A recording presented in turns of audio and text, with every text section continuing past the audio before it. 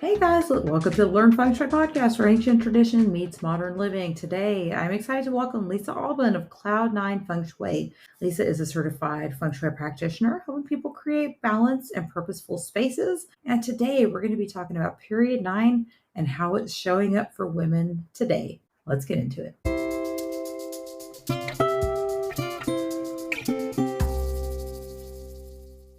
Hey Lisa, I'm so excited to have you on today. Welcome. Thank you so much, Candace. It's good to be back. I think it's been a few years, right? It has. I think maybe 2020. I think it was the Oh last my time we gosh, it might have sat and been. had It might have maybe, been. maybe, Yeah. maybe the year after. Yeah, 2021. But Thank you so much. I'm so happy that we've connected, and I feel like, yeah, one thing I remember what we talked about last time was how all the different languages from feng shui to the different types of energy reading, they all confirm and affirm each other.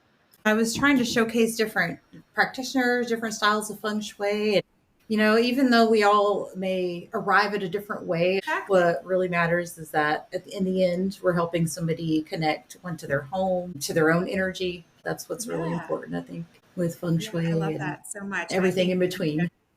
yeah, just having these conversations together too, it just broadens the scope of our understanding and our awareness. So I love it. Thank you so Yeah. much for having me. Oh, welcome on. I'm excited about our topic today. I kind of wanted to focus on this energy of this period 9 that we're calling it, kind of Mhm. that. I've heard people call it the age of Aquarius. We're kind of in this age right now where Yes. women are really showing up.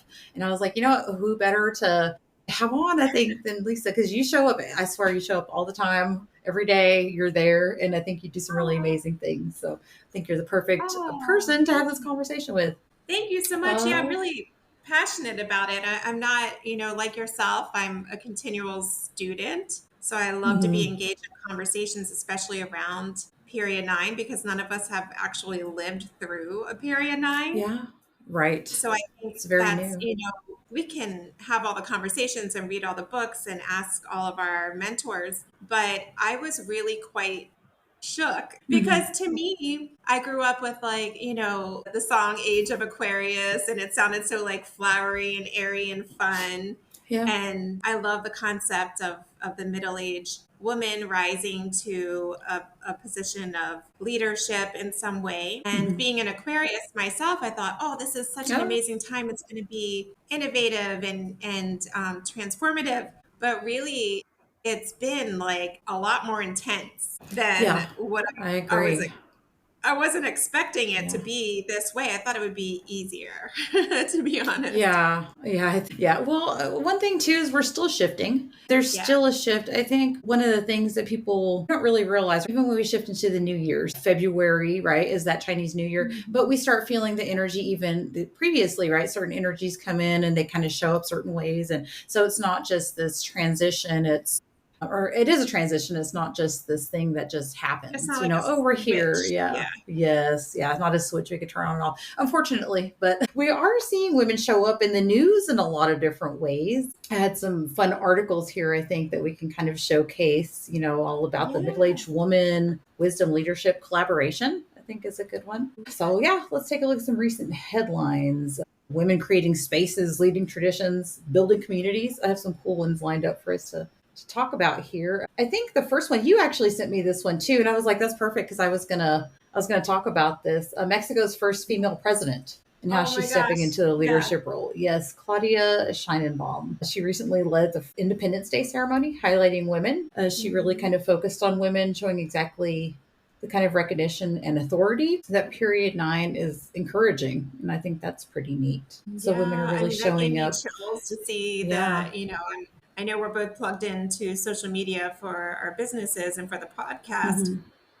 but I really have gotten so many chill moments seeing women across the world celebrating each other, no matter where we're witnessing it from. And that's, what I love is that the women that we're seeing rising into power, such as like the parliament and everywhere, it's very heart centered power and it's very humanity based. And so I think Yeah. that's what's Yes. really surprising to me. Hmm. It's not coming from a place of like, we're women, we know better, you better follow us. Yeah. I completely agree. I feel like again, it's more of a collaborative effort, in which I'll showcase in these other articles we're going to talk about. I think it's pretty neat. This collaboration that kind of can take us to our next headline that I thought was pretty interesting. The first women-owned sports bar called the Sports Bra, which I thought was pretty fun.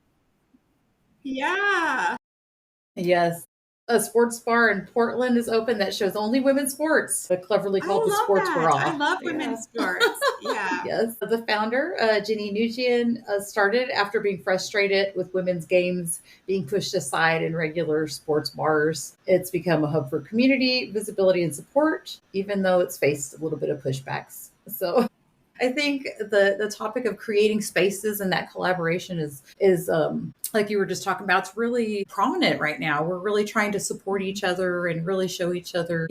This is we can help each other, right? We can be a community. We can really be a community. Yeah. And I'm hearing, and I'm in a very male dominated industry on the design side of Mm-hmm. my business. So I spend a lot of time, at happy hours with the guys and that type of thing. Mm-hmm. And they really recognize and appreciate more, and there's more conversation. For example, I mean, in reference to that article with the sports, a lot of the men, my partner, he talks a lot about how he prefers to watch women's tennis Mm-hmm. for their technique and skill and nuance. And so he watches for their, men play tennis more like smashing the ball. Mm-hmm. Not to say they don't have the technique down, Yeah. but women knowing that they have a different power balance really spend a lot of time honing their form in tennis, and so he's learned to play better by watching women's tennis and prefers to watch Mm-hmm. women's matches. And likewise, the men that I've spent happy hours with are into golf, and they mentioned they like to watch the women's tour for the same Mm-hmm. reason. Yeah. I know we could all have the same trainers, so on and so forth, but women don't have that power and strength advantage that men do. So there Mm-hmm. is just a little bit of a special attention paid to how we play to make sure that we Mm-hmm. can sustain in a match. Yeah, for sure. I think having to compensate with technique, it makes women's sports really interesting. Yeah, not to say women aren't powerful and strong and all the things, but we're different than men. We are. Yeah, we can be Yeah. super strong. I mean, a lot of my friends are bodybuilders and strength trainers, and Mm-hmm. they same thing. Like they can show up in the same profession, the same sport, and we have those, like we're born with those powerful glutes. Like that. That's something Mm-hmm. that men just can't. Match us in the percentage in our body. And I don't have Mm-hmm. any stats on it, but I mean, it comes naturally to us. Like Mm-hmm. that's where we carry our strength. Yeah. There's so much to that. The sportsmanship in sports too, like in soccer, Mm-hmm. women's soccer, even in tennis, I've seen where oftentimes the winning opponent will invite the second runner up, or even someone else that they spotlight into their interviews to Mm-hmm. recognize how far they've come. So Oh. I've Mm-hmm. seen that in soccer, I've seen it in tennis, gymnastics certainly, which has a lot more female presence, Mm-hmm. but there seems to be like a sharing of the spotlight and Yeah.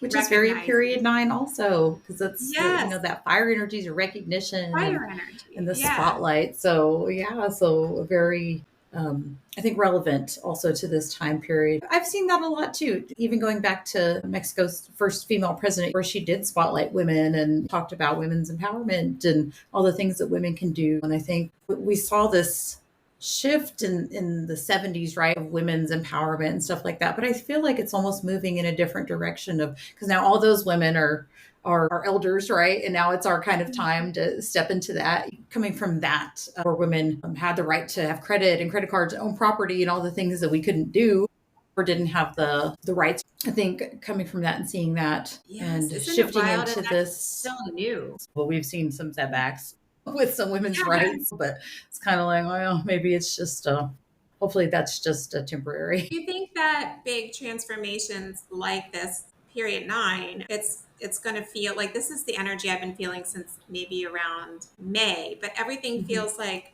from a global level into an interpersonal level, I feel it's like a 2 steps forward and then a 2 steps back. It Yeah. just feels like progression and then going back.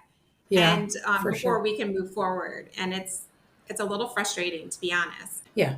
No, I feel the same way. I think we can kind of look at, which I think that was one of the topics I kind of sent you to, was looking at the last year of the wood snake. In 1965, a lot of civil unrest, and I feel like that's very much echoing into what we're seeing 60 years later, right?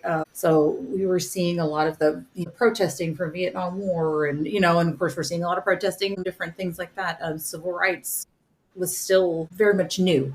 The Civil Rights Hmm. Act, Equal Rights Act was new, and people were trying to shift into that. Of course, so it was just a lot. It was a lot going on in 1965. I think we kind of have these rose-colored glasses of the 60s and the time of peace and love, but there really was a lot of civil unrest during that time, and I can see it showing up now. Yeah, you did send that to me, and I did see that echoed a few times afterwards too. And that makes sense as we talk about the patterns and the seasonality Hmm. of the lives that we live.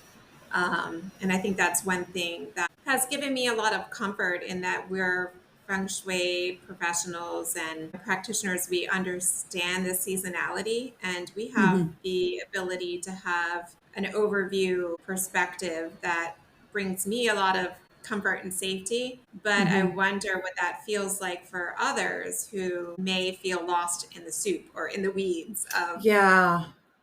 Overconsumption, man. We really it's so different now because yeah, you could turn on your TV back then, but man, it's you can you have your phone on you all the time and you can look at the headlines and it can be scary. But you're right. I think taking a global this like a more of a take the lens right and refocus it and look at on a bigger Yeah. scale. Nothing's forever. Things do shift. Things change.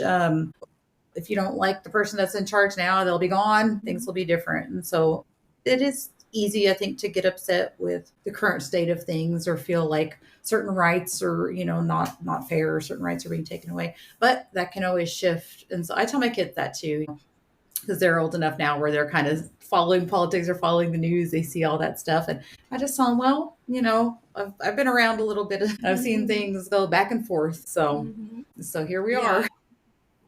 I mean, to that point, I Yeah. have so much hope for our Hmm. younger generations Yes. and witnessing the period that we're entering into now. And I think they're paying attention and they have like a special, Hmm. I think because of our generations raising them, I think they have this keen ability to filter through the noise. I mean, I Yeah. think that we're learning as much from them as they're learning from us. And Yeah.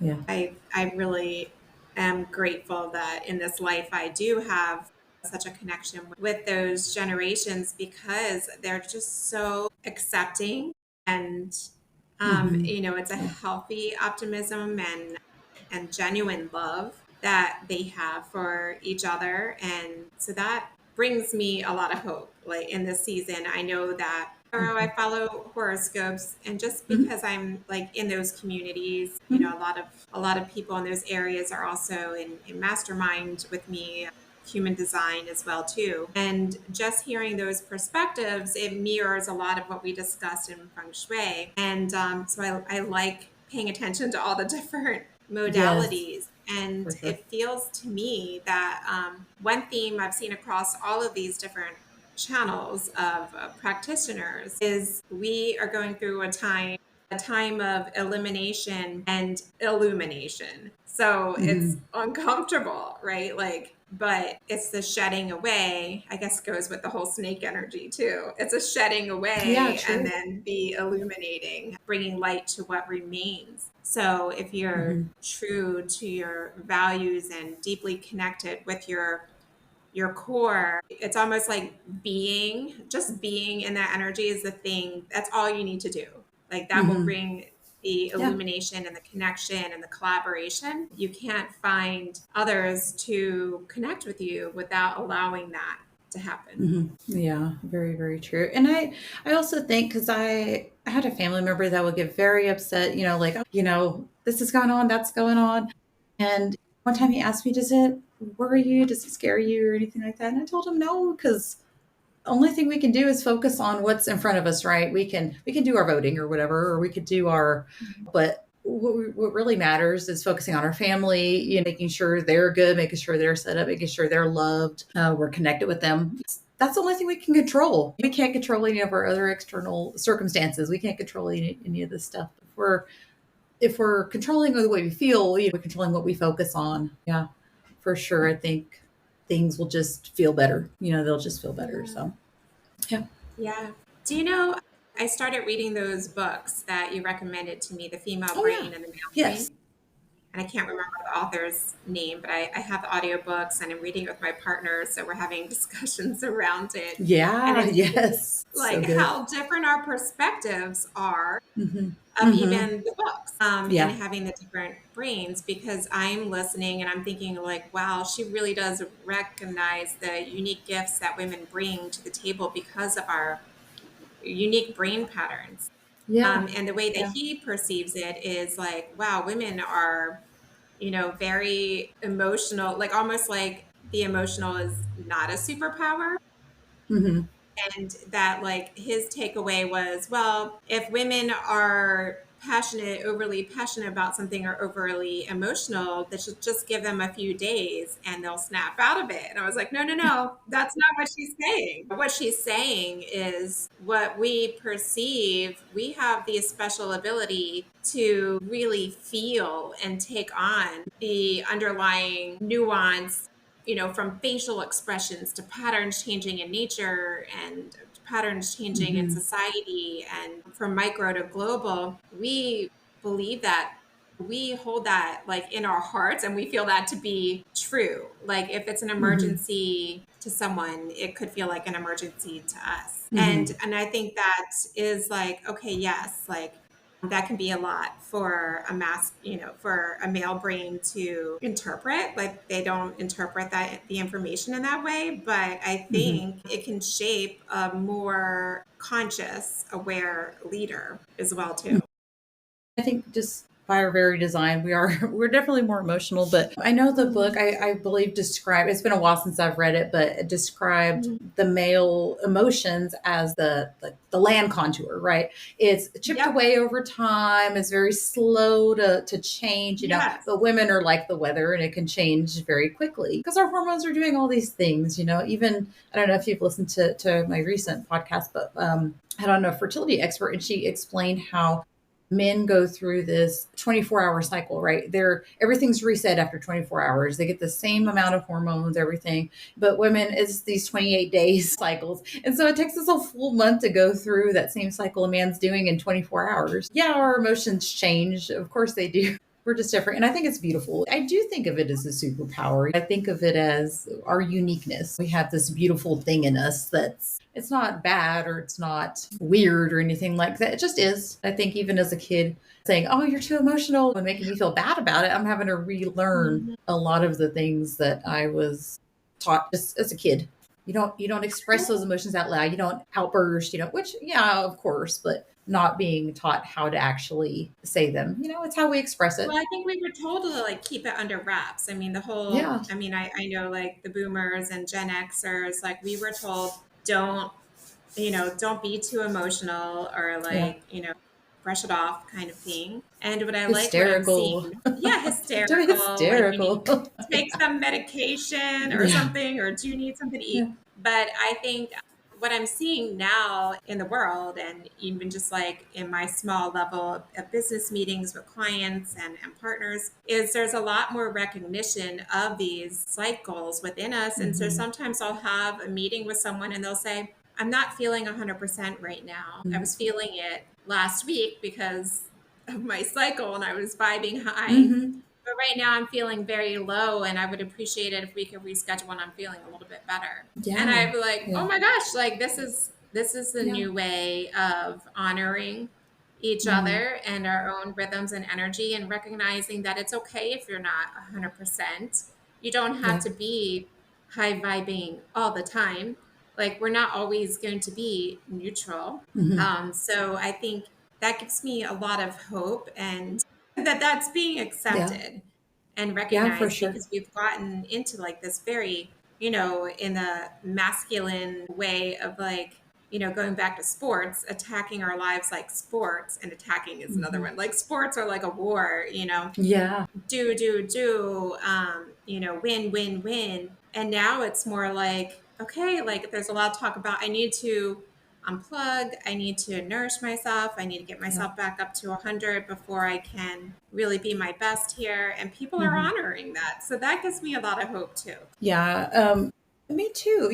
In my latest episode, I did a little bit of this bonus audio with the Dr. Matma, who I had on. She is a naturopathic fertility doctor, and she really explained it beautifully. Where she explained each week of the month during your cycle, after your cycle, all those phases that you go through as the four seasons. And so the week right after your cycle, it's your springtime. You have more energy. Things are growing and rising. You can do a little bit more. Second week is that ovulation time, right? You're high functioning. You feel great. All your hormones are at the top. And you can do more. And it's a great time for networking. Just like you said, maybe you are feeling it that week because you're like, I can get out and I can do the things. But then the third week, those hormones again will start to kind of drop a little bit. And then that's your fall, right? That's the time you're Yeah. supposed to like conserve some resources, do a little harvest. It's time where you kind of pull back a little bit more, create more boundaries. And then the week during your cycle is your winter, and you're just supposed to rest and nourish yourself and love yourself. And I was like, I love that. I did follow her.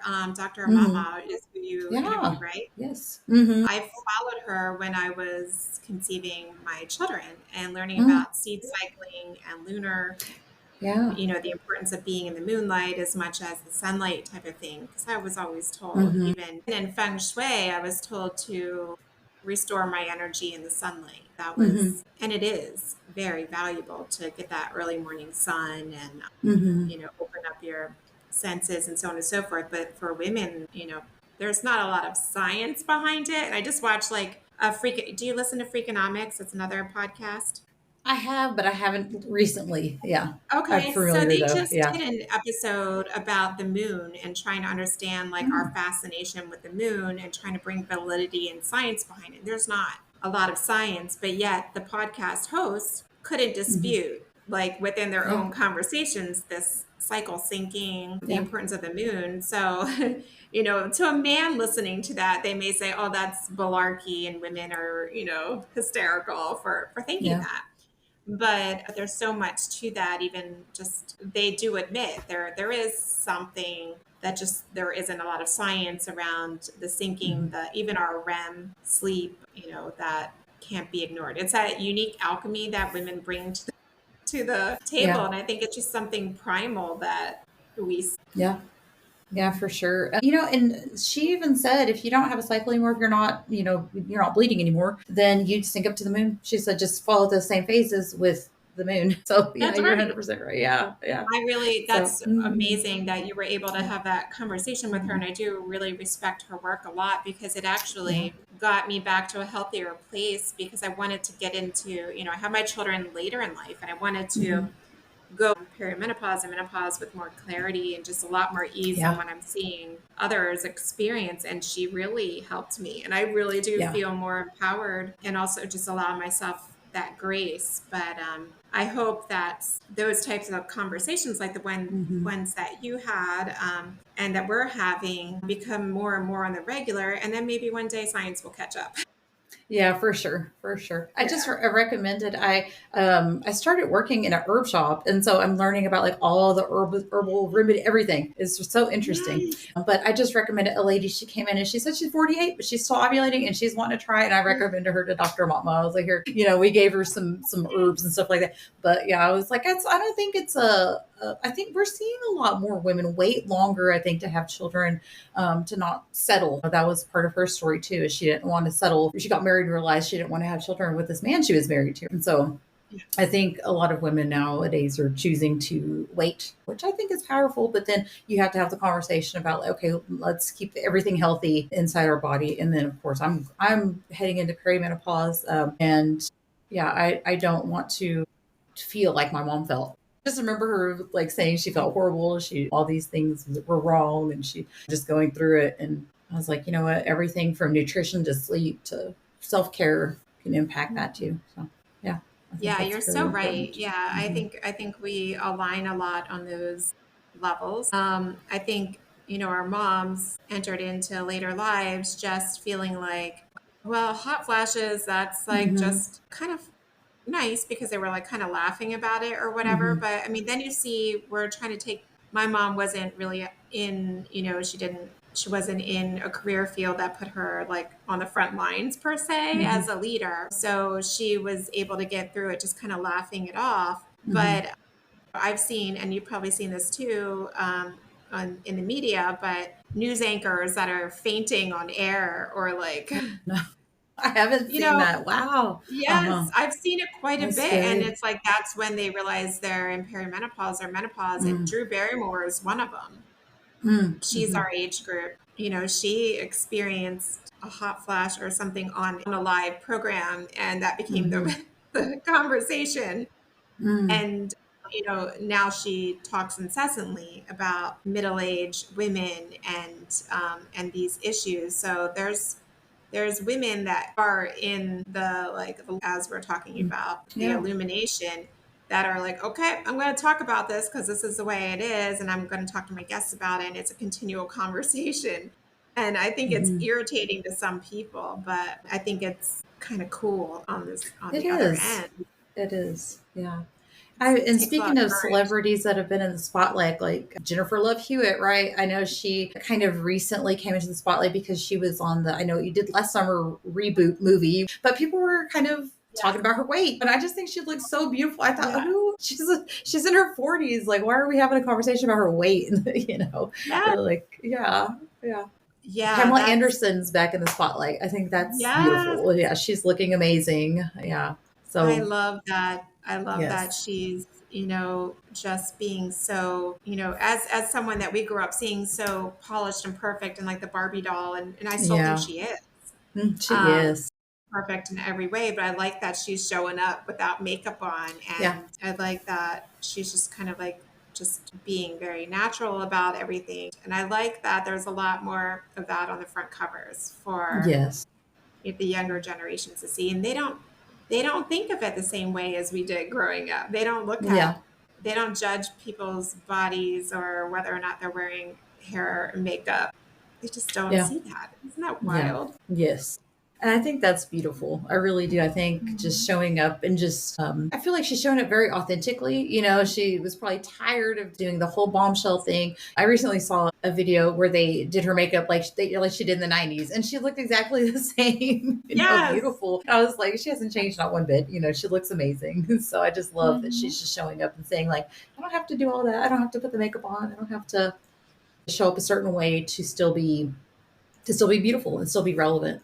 I love that. Mhm. Yeah, the more of us who do that, the better, just because it's arresting, it makes people stop in their tracks. Like, of course, I also, on the flip side, like if people want to be 80 years old and do all the body Hmm. modifications and whatever, like let them do that. Like that's for them. Yes, Madonna looks amazing too.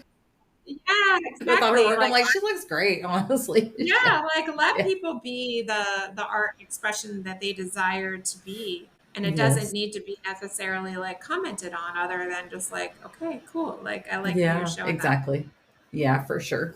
I know. I think people forget feminism is really supporting a woman's right to choose what works for them. Whether it's I want to do the full facelift in the body, all that stuff. I think is amazing too. Even and then on the opposite end, speaking of Drew Barrymore, right? I've heard her saying she hasn't had any work done and she just wants to Mhm. age naturally. And I think both are very valid. And again, I think it's when we start commenting like on their looks and their appearance and stuff like that's very Yeah.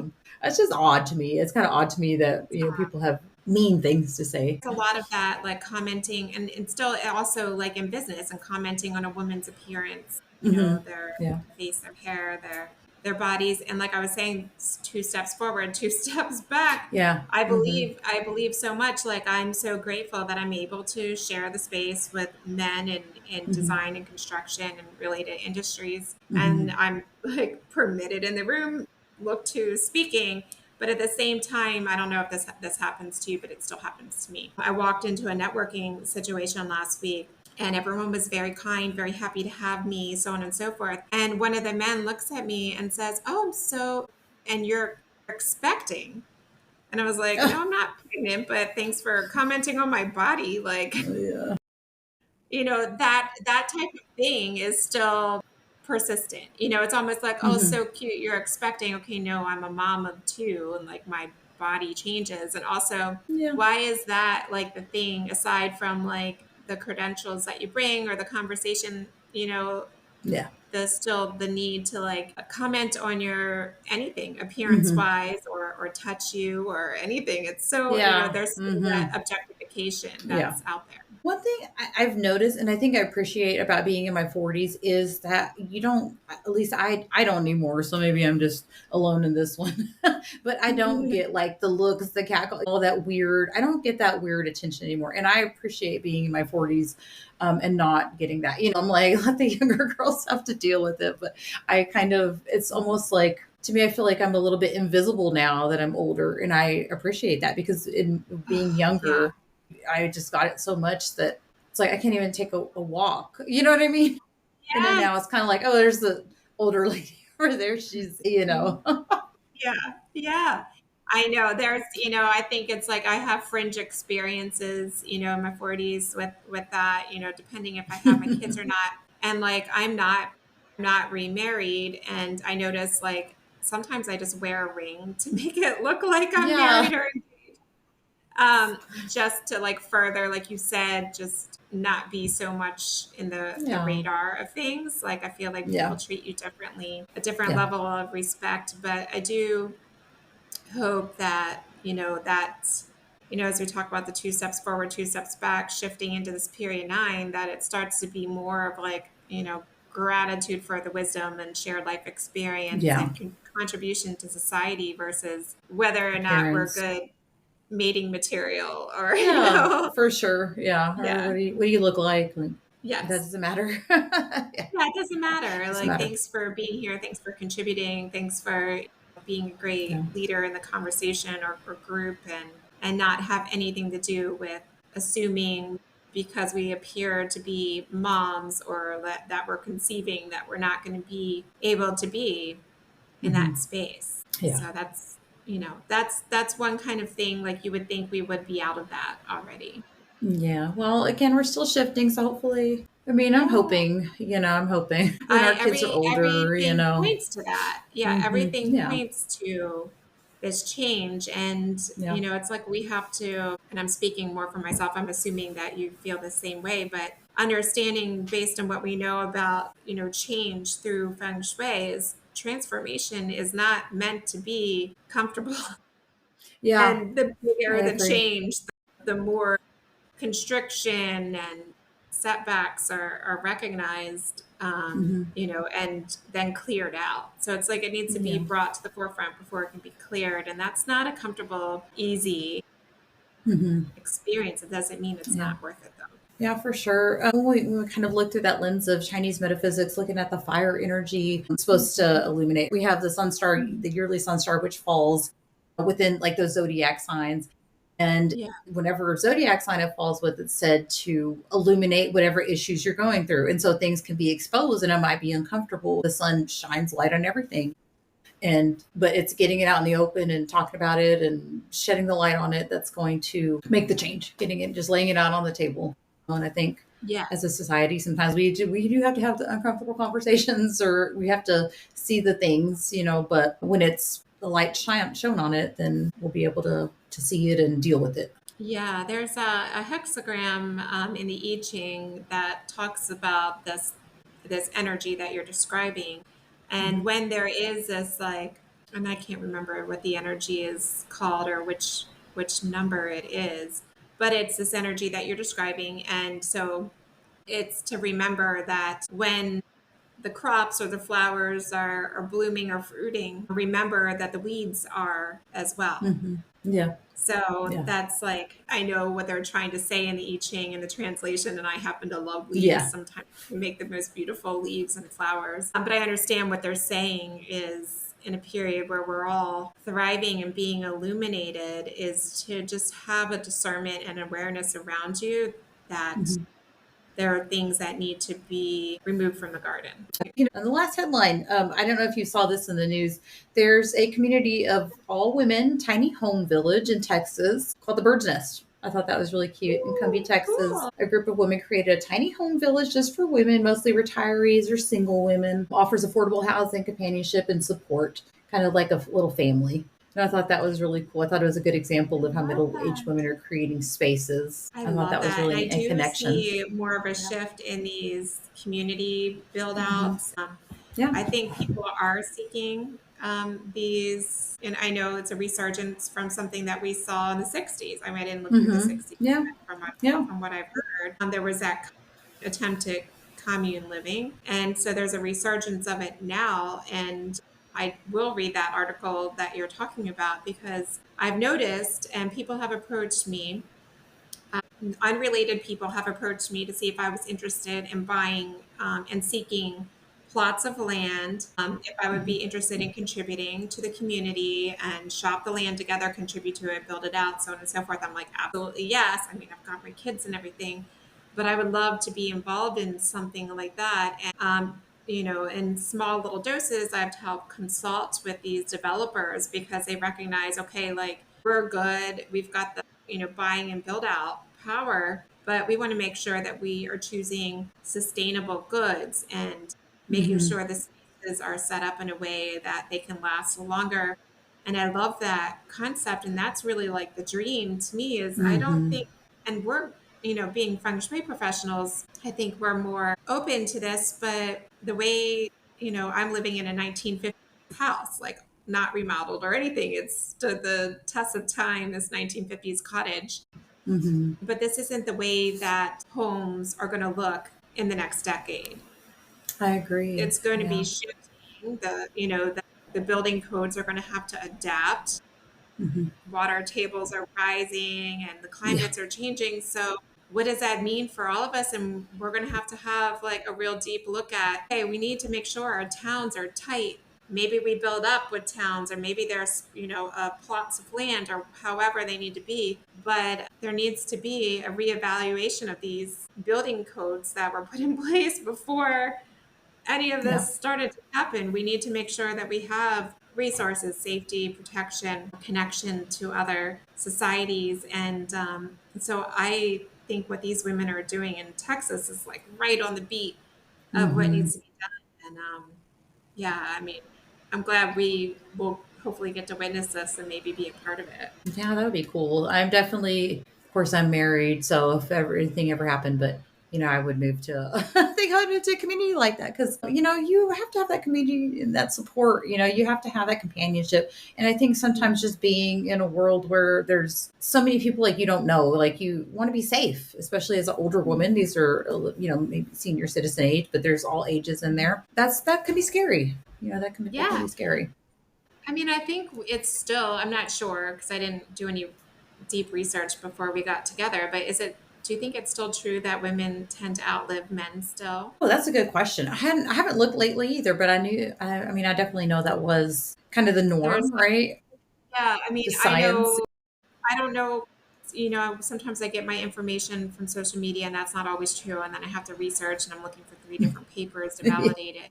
But, I know that the human life expectancy is supposed to be, expanding. And I think, I mean, I'd have to quickly Google, but I think that women, right now are still outliving men by some percentage. But in our older years, we don't want to lose our companionship and our sense of community. I don't know, to the point of like safety and connection and all those lovely things that we talk about in Feng Shui, and being able to pass down our lineage and wisdom to those younger. It's the way that we isolate ourselves in our boxes Yeah. is currently is not promoting of that. And there's so many, we grew up during a time where we remember, neighborhoods being very connected Yeah. and now with the ability to, you know, there's more people owning several properties and all around the world and stuff. There's a little bit of, there's swung the pendulum a little bit of like disconnection. Yeah. in the communities. Yeah, for sure. I think going back to that connection that's supposed to be part of period 9, I think we'll see more communities, not just women based, but more people kind of coming together. And I've seen even not even necessarily community, but single moms choosing to, raise their kids together and stuff like that. So I think we're in a time that, since we do have those options, right? Women can rent their own home or buy their own home. It opens up a lot of things to us to try out. I do Yeah, see the the shift. community-based like buying Yeah. power is such a neat idea to me, and I've seen that in the design industry, to be able to compete with like large retailers, the communities pull together Hmm. resources Yeah.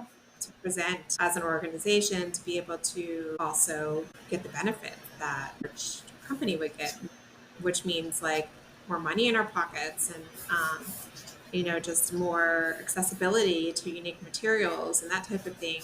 But I'm seeing that in these communities is like pooling together, like, okay, let's pool in our money together and buy a franchise, or let's pool in our, Hmm. that will generate money so that we can build and select plots of land so we can build these developments that are, Hmm. what we want them to be rather than, you know, reverse engineered. Yeah, for sure. And I don't know. I mean, I don't know how familiar you are with the real estate market. And I kind of talked about this, did like a period 9 update where I talked about just some how it's showing up and moving out of that earth energy, that stable energy of real estate. We have really seen it shift. My husband's in real estate, so I've seen it shift a lot. And I feel like people aren't wanting to buy the properties, not traditionally, not like they used to. And so I think it may shift where, like you said, resource pooling to buy multi units, or just things like that, because it's different, and it's really changed a lot this year. It has more It to do with is. just the Yeah. interest rate. Yeah.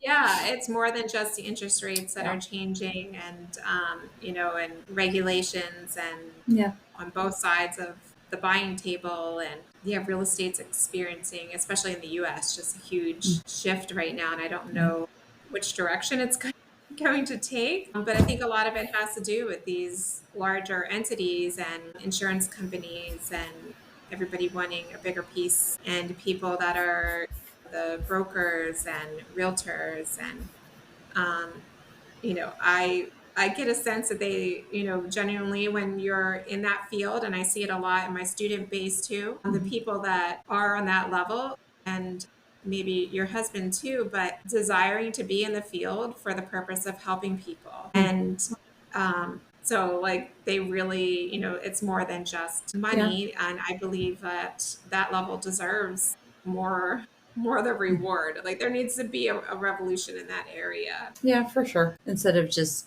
yeah, I do think the investors now, I know there was a big Airbnb, the investors are coming in and stuff like that. And I think we've kind of seen a decline in some of that, because it's like the families need Yeah. that housing too. Yeah. Yeah, the So maybe we'll see a corporations shift in are, that. I mean, Mm-hmm. we saw that here in the Tampa Bay area after the hurricanes. Mm-hmm. Organizations, Yeah. um, buying up cheap land because it was Mm-hmm. damaged, right? So like Mm-hmm. instead of things being rehabbed and available for more affordable housing, companies coming in and just sight unseen, swooping in and buying and developing really just to like hide the money in their portfolio, like Yeah. as an Drive up investment. property costs. Yes, exactly. Exactly. So I really feel that is like an interesting part of the equation that we'll see in period 9.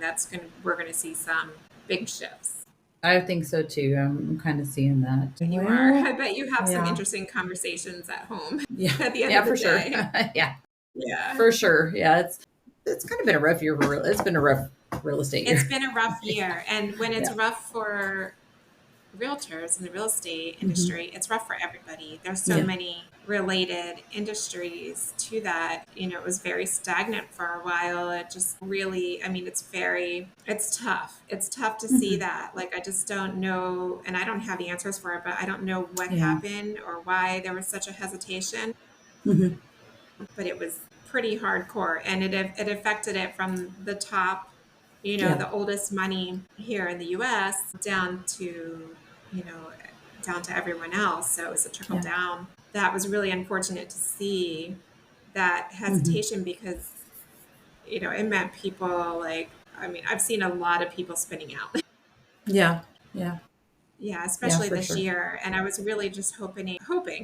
I was really just hoping with period 9. I just had this, like you said, like rose colored glasses. I was like, oh, it's time. It's going Mm-hmm. to be a revolution of expansion and Mm-hmm. possibilities for all. And Yeah. I still believe we're going to see those things. I mean, we're just in the very beginning of period 9, but I was shocked. More optimistic. Just seeing, Yeah.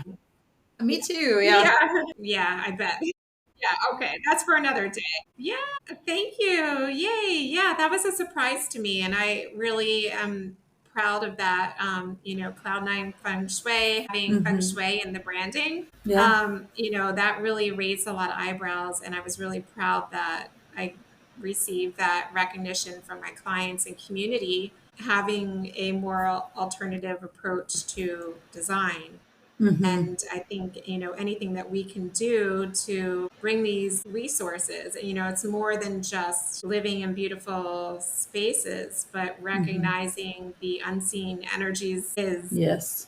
something I think, is just as you're doing too with the podcast, is bringing that awareness to others that it's a benefit that is more valuable than Mm-hmm. there's so many psychological values and supporting people through major transitions Mm-hmm. and addressing and working with those unseen energies and directing them into your space that Mm-hmm. will support you so that you Yeah. you don't get drained during this time or even the seasons as we're shifting, on a personal level into different decades. As the middle-aged women, we can support ourselves with our spaces so that it's more comfortable for us. Yes, for sure. Yeah, I think it's amazing that's recognized more mainstream now too. I think so. That's amazing. Yeah, Congratulations on that. thank you so much. Yeah. Surprise. Awesome. Oh, well, that's a good surprise. I think you're very deserving. Very deserving. Thank you. Well, thank you so much for this conversation. I'll go ahead and wrap up. Is there anything you wanted to add to the audio? Like any final thoughts you wanted to add? No, I feel like whenever we get together, we could talk for hours. Yeah. I just really appreciate the work that you're doing and that we're connected still after these years. And, I hope that other people are listening and recognizing or feeling a call and feeling like, okay, now I feel more empowered. I hope they feel comfortable Yeah. in coming to us and collaborating and sharing their stories. So we can bring these changes into fruition. Yeah. Bring it to kind of to the forefront of society, may hopefully we'll see. And so speaking of podcasts, you do have a podcast, Conscious Collaboration. Yes.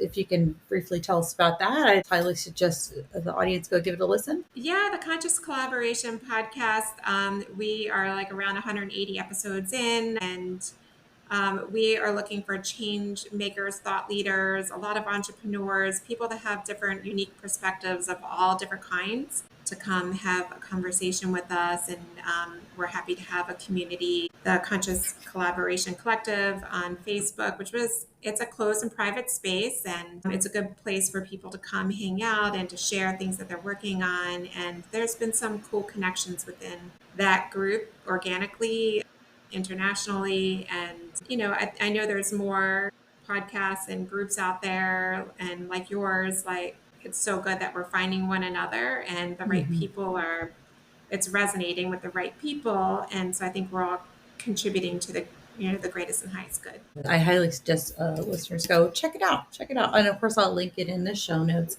and Lisa's website and everything too. We'll make sure people can find you. Thank you. Yeah. Thank you Yeah, so for sure. much. Awesome. We'll talk to you next time. Talk to you soon. Bye.